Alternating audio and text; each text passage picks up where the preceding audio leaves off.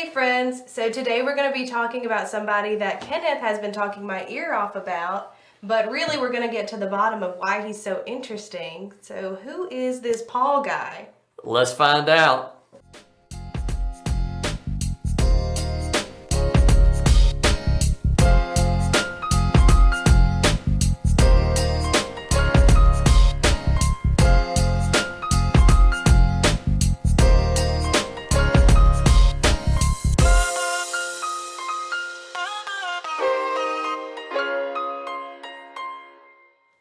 All right, so this is the episode that you've been waiting for. If you own a coffee shop, or even if you're thinking about getting into coffee, you have to watch this video. This guy, my friend Paul from Savor Brands, he goes all over the nation visiting coffee shops. So I don't know anybody in the U.S., in the history of the U.S., who has gone to more coffee shops, period, also within a certain time frame, as Paul has. And so he knows those ins and outs, those things that work and don't, that are different than all of the videos that you see that are like, you have to be at the right location, you have to know your cost of goods. Like, that stuff is important, but this is like rubber meets the road. What are the nuances that make coffee shops thrive? So you're in for a treat. We're going to hand it over. You ready? All right, we're going to get the full scoop. All right, let's do it. All right, so like we promised, we're here with Paul Reed from Savor Brands. Package and print house, yeah. Yep, that's right. And even before we started recording, he was giving me all of these just little gems as far as how you can grow your coffee shop or your coffee brand or business, and then some kind of pitfalls. And so I was like, time out. I was like, we gotta actually start recording, and then we'll talk about it. So we're just gonna jump right into it.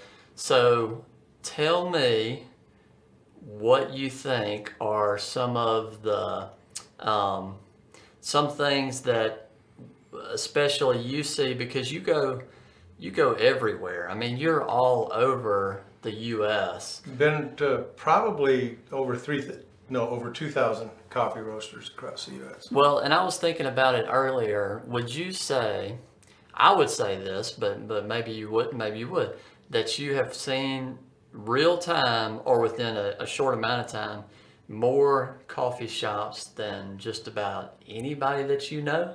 Well, anybody that I know, because the people that I know don't have the passion to go out and see all these roasters. Yeah. So it's, without question. Yeah, so you've seen all these places, and you've seen what works, and you've seen what may not be working.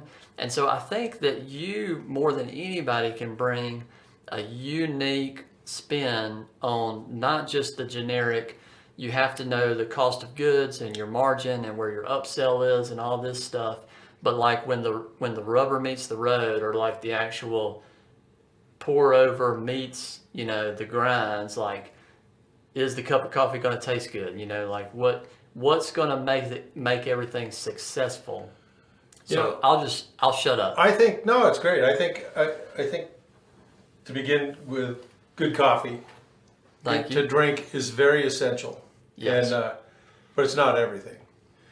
I think if you have the coffee shops that I've been to that are really flowing every time I've been there, and there's a couple that have just some phenomenal vibe to them. Yeah. The most comfortable shops I've been in, I don't know what it was about them, but it was like Norm's all over again. Their coffee was very good. It wasn't the best I've ever had. Yeah. But you know what made it, I think what's very important at a coffee shop is the people you have on point. They have to be people. They have to like people. Yeah. They have to be people persons. They can't. I've seen some phenomenal baristas that I've met at first, and they're just not that outgoing. They're not that well. Maybe it's my appearance. I could have I could have something to do with it. Maybe they can't see what's going on. Well, under that big mustache. that's not a bad thing. That's not a bad thing. But the thing is you've got to have people on point that really like people. In Hawaii, because we're based in Hawaii, we call that aloha. And you got to have people that have the aloha and that just want to engage in people. Okay. And So it's like saying have the hello. Is aloha, is that hello? right there. And when they Okay. come in, there's a few different stores. And I mean, people go there. A lot of people go there. I mean, you got the crotchety folks and stuff like that just want to go, and they just like being in an area where there's people around drinking good coffee, but they're not really out meeting people. But you just want that. I'm telling you, a lot of people go in for a greeting. They just go in for a hello, Jim. How are you? They just go in for it's great to see you, Susan. How are you? And two of these companies that I was talking about, they were walk-in coffee shops with tables, internet, all that stuff. The people are deep outside the door in line, standing, and they know each other, and they're just nodding to the people 4 or 5 back. Yeah. And they just get a nod, and I'm just watching this, and they've already started their order, and they come up and pay, and their order's ready to go. It there's a lot of ways to take orders, but to me that's probably the most comfortable personal basis order I've ever seen. And then there's some that just have a great vibe. But I've been in some phenomenal places, some phenomenal coffee shops, and every time I go and meet people, roasters, coffee people, I have a little comment, especially first time. I want to capture what my feeling was. My feeling can be 180 degrees off of what these people really are. Yeah. But I write down that first impression because I'm just an average Joe, right? And I'll walk out. But you know coffee shops. But I know coffee shops Yeah. and coffee people. And sometimes I feel bad for the owner because I don't know if they know how much this person feels put out by having to take an order. Right. Well, and so I want to. That's the most obvious thing for me right at the beginning when I go in and talk to people. Gotcha. So let me hit on a couple of things that you were talking about there. So going into a shop and having that, there's just kind of that, like you said, aloha, or there's with the people behind the counter, but also I would say the interiors themselves as far as being welcoming to whatever that customer base is, right? Yeah. So that's definitely important. The folks behind the counter knowing like the customers and wanting to know the customers. What do you think about, and that hospitality is important. And I think sometimes, honestly, and this is not Paul saying this is me saying this, I think sometimes in specialty coffee, we can tend to be a little intimidating and a little standoffish sometimes to the crowd that would love to learn more about our coffee and to be there and be in our shop. So that's just something that I think we need to think about. Well, there's a couple things I've seen too. Look, you want a good barista. You want somebody that really knows how to craft a drink. Yeah. A coffee drink for somebody. They may not be the person you want on point because they're into their craft, and which is not a knock on them at all. I mean, they're intense. I want somebody like that. You just need somebody out there that's going to be the initial contact. Yeah. If that's the case. I had a great experience I'd say probably 4 or 5 years ago now, down in right out of Jacksonville, North Carolina, this guy had I met him at SCAA, and I went by his coffee shop, and I drove right by it. It was down. So I drove around and went back down in there, and when I went in there and I started talking to people, and I ordered first thing I said, they asked, what would you like? And I said, well, what do you guys like to prepare? And she says, we're really good at pour overs. And I said, I'd love one. What do you recommend? We have this and this and this in a Ugandan. I said, I'll go with the Ugandan. And I sat back and I watched these other people come in after I placed my order. It wasn't real busy. And I'm from Southern California for a lot of years, and sometimes when I get into areas like that, I almost need an interpreter because the draw is not a knock, it's me. But these guys came in and We need an interpreter for you. yeah, that's the whole point, which is awesome, and I understand it.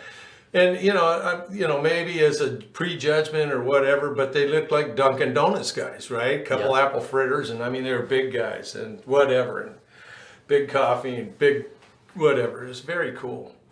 And so the other gals, talking to them about the Ugandan coffee that they're pouring over for me. Yeah. And the guy goes, well, I really like the body in the Ugandan. And I just had to take a step back, right? I'm going, all right, let's watch this. And these baristas, they're both really awesome ladies. Yeah.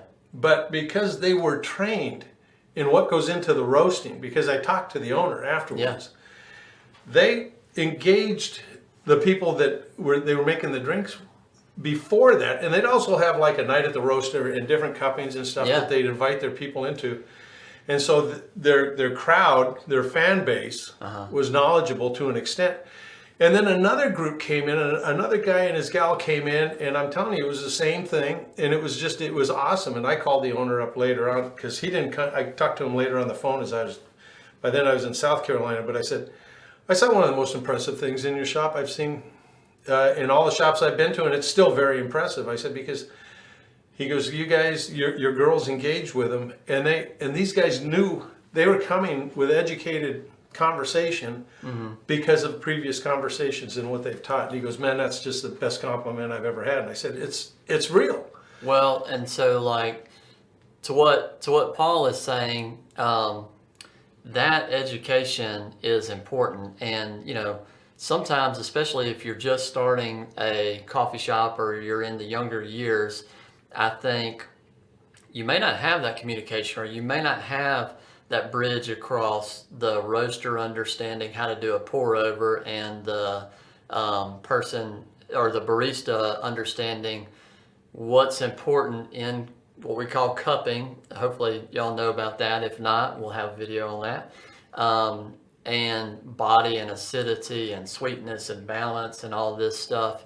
And I think it's great if we can, as a whole coffee community, educate and educate in a humble way. No question. Which it sounds like they were doing. Well, that's the whole thing, because these guys, these people that came in and got these drinks, and the baristas prepared them for them, are just they're part of the family. They're part of they're part of the whole thing. And to me, that's brilliance, because the best way we keep people is to keep people around us is to keep them engaged in what our process is, and why do we have a passion about this? Yeah. And then that brings me to another story. Now, it's a little place out in Kansas, and I won't bring up the name of it. And the gal is who the owner of the company, about my age, and we don't need to get into that either. But old is what you're saying. Yeah, pretty old. Old, but she doesn't have a mustache like yours. Thank God. If she did, well, no, it'd have been pretty interesting. Right. But anyway, we'll go ahead. Moving on. I like I said, I've been to a lot of roasters around the country, and in all 50 states. And she said to me, you have a pretty good job. I said, I really do. I haven't worked a day since I've been doing this, because I love what I do. Yeah. And I think I have the best job in the world. Yeah. And she goes, no, I have the best job in the world. Yeah. And I look at her, and her probat's behind her, and she says, I'm roasting today. Yeah. And this is what I find when I meet sometimes, and the passion, and coffee goes beyond all age. There's no age barrier. There's any barrier. Because they'll take us, because we're both old. I'm a little younger than him, but we're both old. But there isn't any barriers in this industry. Yeah. And it's so good to see, because today I was down in Hattiesburg coming up here, and I stopped by a roastery, and the gal who was roasting has got to be early 20s, and she's been at it for a couple of years. And I asked her, "Is this in your blood now?" And she says, "Absolutely is." Yeah. And she's getting, by the conviction in her voice, she has passion for what she's doing, and she was really into it. And I think it's wonderful to see. And I think if in any store, in any shop, no matter what the company is, if they used to say that businesses fail or whatever it is, or if a company's having a hard time, it stinks from the head, right? If a fish stinks from the head. But I think it's also because the owner of this company down south today, the guy's fully into the people in his shop, and they were really close, and it was really cool. And I mean, these people were working; they're busting their tail, and they're making this whole thing successful because they want to, because this is what they like to do. Right. And kind of part of, I think, what I hear you saying is that if you love what you do, then a lot of stuff falls in place. You're not working. Right, you're not working. And so for those shop owners or brand owners that are out there right now, that it is a labor for you, and you're looking at, like, your end goal is looking at the numbers and looking at the margins, which are important, and you do need to do that. But if your coffee team, if your tribe that works with you, and then the community that comes to you, I mean, if they don't see that you have a heart in it, then it's going to be a challenge to really pull off to the point of what we're talking about today, which is how you grow your brand once it's established. Well, without question. And, I think it's just being engaged with your people. And people understand passion, and probably more than anything else. And when you're passionate about what you're doing, and if you've got a product that you really want to get out there, I mean, numbers are all important and everything, but all that stuff happens. I had a mentor, and he passed away a few years ago, but this guy was so important to me. And he used to tell me constantly, he says, Paul, you're in the efforts business, you're not in the results department. That's a power greater than you. So you just put out the efforts, and the results will take care of themselves. And I agree with that 100%. I was in a meeting in Pittsburgh, Pennsylvania, with a guy, and his sales rep was in the meeting with us. And I had told him, I said, I've never asked for a PO. And he goes, purchase order. If you're in sales, there's more books written on how to get the PO and how to close a deal than anything else.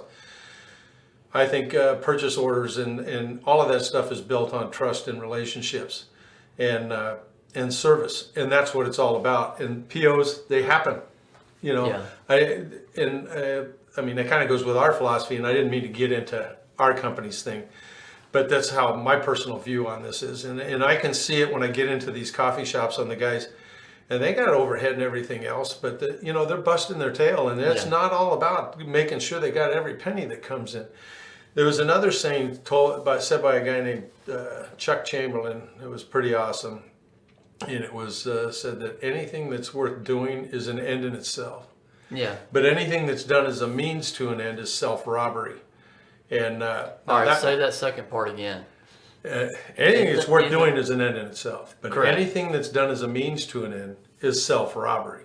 Okay. Because you're not living the experience. This isn't part of. This is something like, I have to do this. Yeah. If I want to get to this, I have to do this instead of an attitude. I get to do this. Yeah, And I get to participate. But now getting back to the original thing, what makes people successful?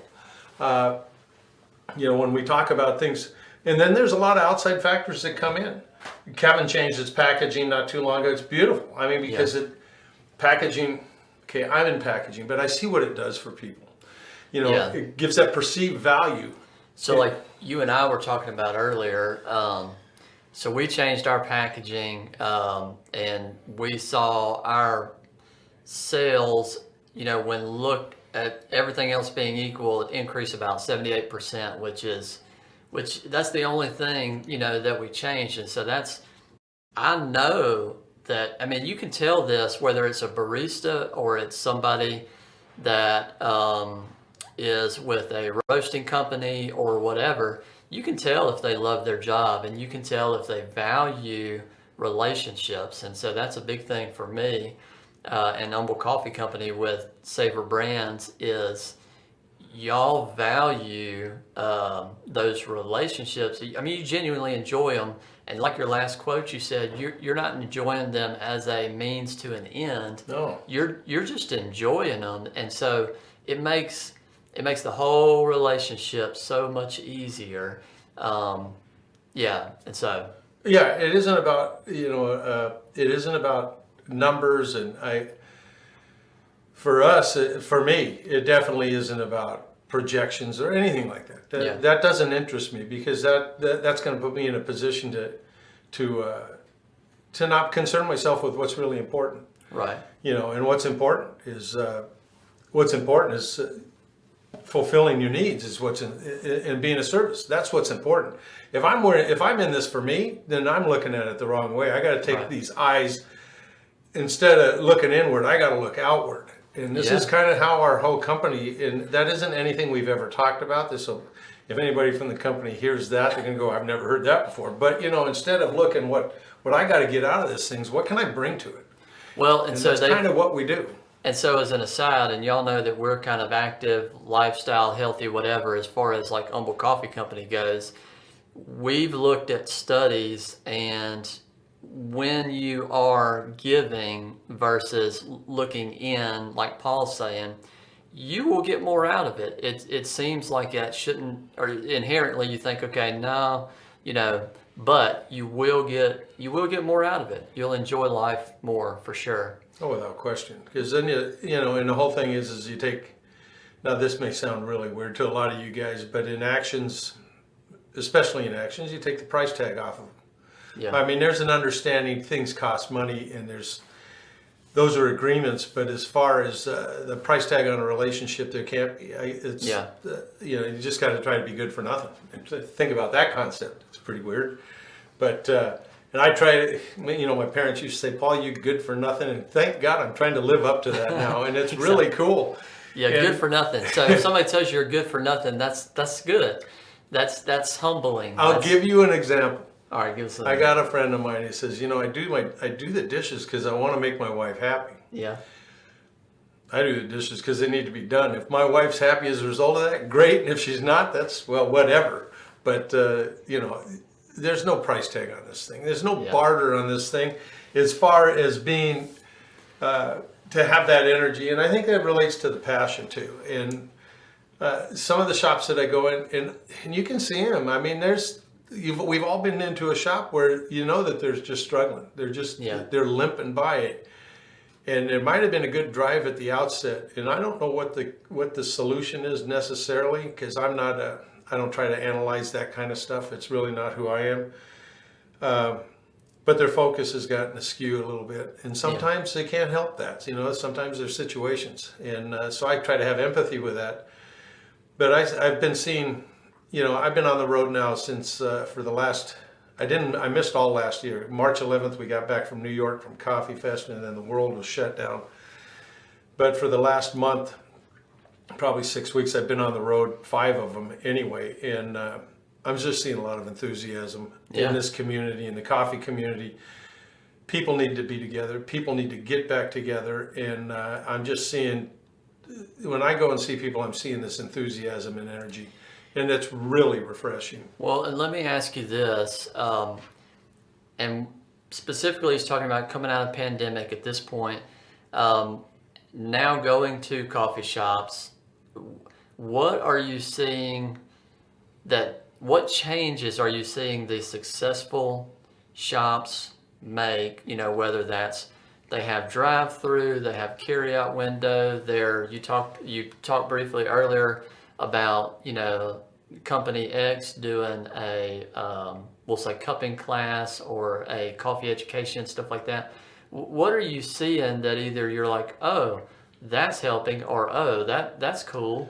Well, at the first part of this pandemic, the people that had drive-through access thrived. Yeah. And there's a lady in Texas I met, and I don't know how many stores she has now, but she really thrived. And the people that had online presence, and people are used to seeing their packaging in the store, their online orders went through the roof.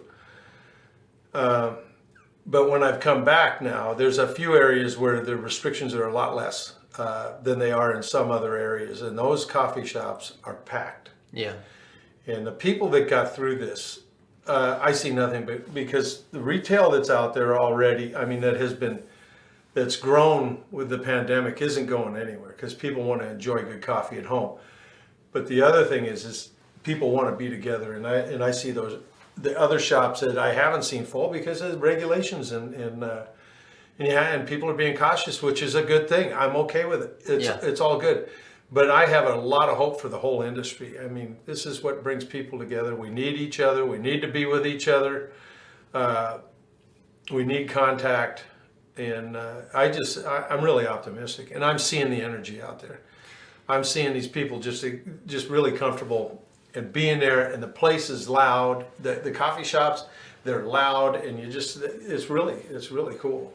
What do you think? Because like over the years, you've seen coffee shops and coffee brands go from like they announced that they were starting to where they are now, and not to name any specifics, but like what have you felt or seen besides and what we're talking about that they have done that really kind of took them to that next level? Those are the people that want to get to that level. Right, yeah. And the people, because I've been to a few shops in this last week over in Texas where, man, it's a small town and they love it.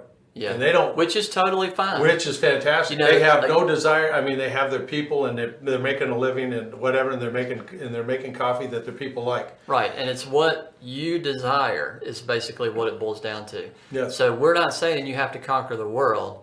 We're just talking about opportunities for growth. But pre-pandemic is what I can go off of because it's are the people that engage, keep their patrons engaged in the process. The people that not everybody comes to a toury of your roastery.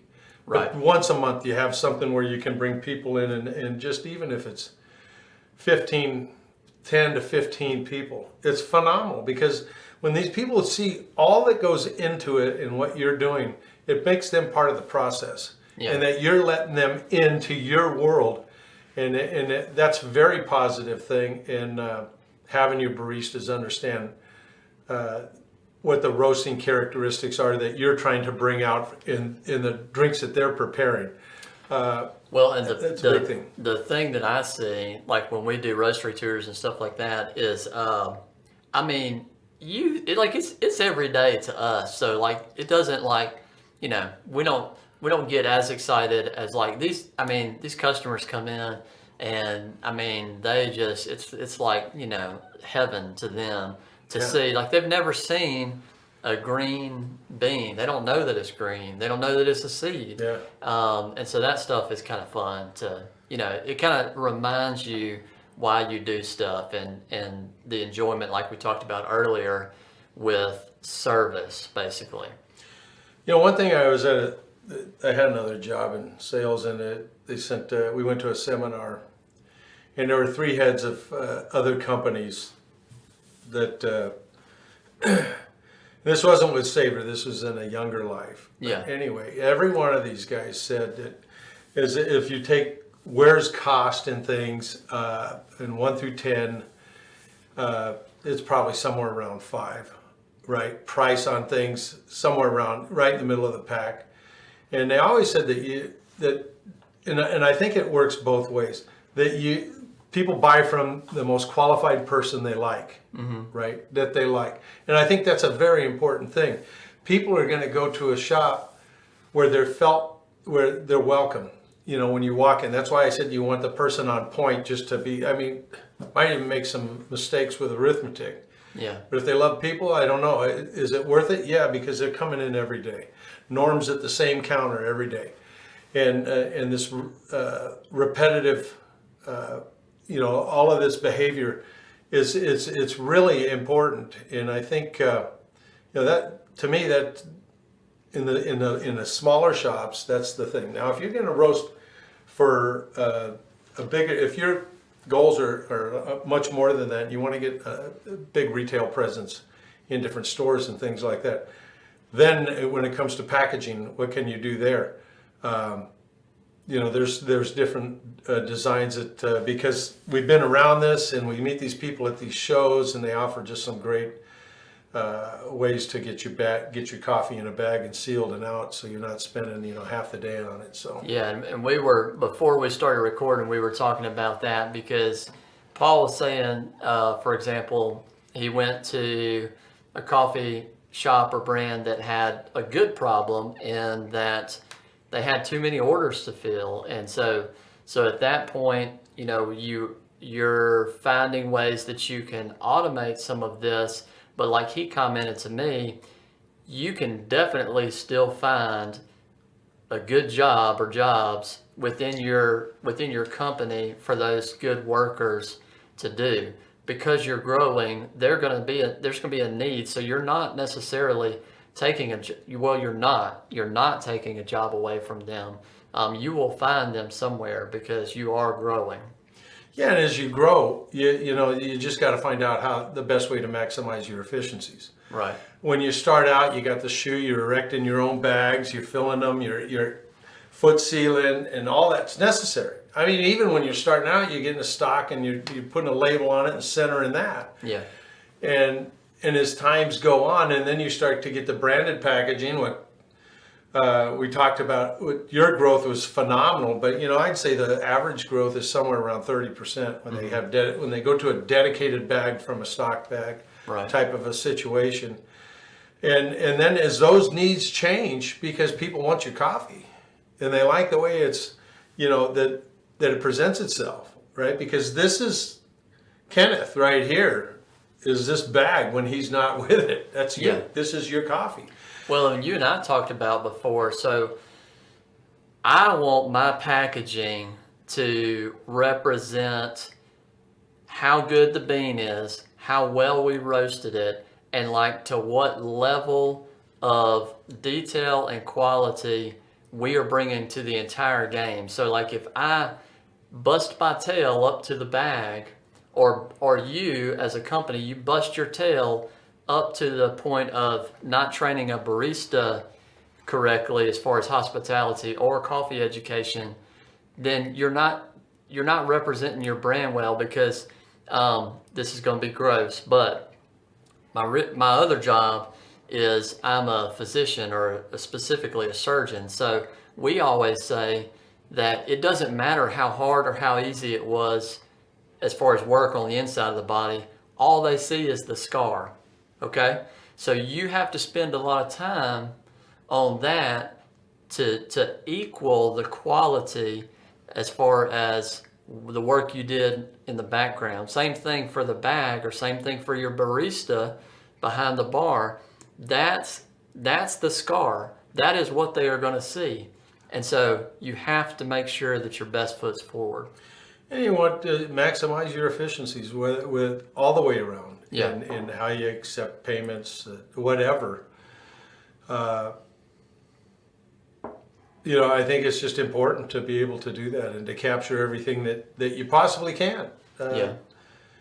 But like I said, I've been to some shops here this last week, which are awesome, and I love them. I mean, they got corny stuff on the wall to me, and it's Which coffee people love. But it's cool, and the people in there are just comfortable, and they're not going anywhere. And a lot of dairy, a lot of sugar in the different coffees, and that's great because it's coffee, and you give people what they want. Well, and at the end of the day, like I drink mine black, but I am not going to discredit somebody for putting cream or sugar or whatever, because at the end of the day, and we always talk about this, does it taste good to the customer? Does it taste good to you? So that's it. I mean, that's what we're trying to get to. Right. Talking about corny, let me tell you a dad joke real quick. Yeah. So, I used to be addicted to the hokey pokey.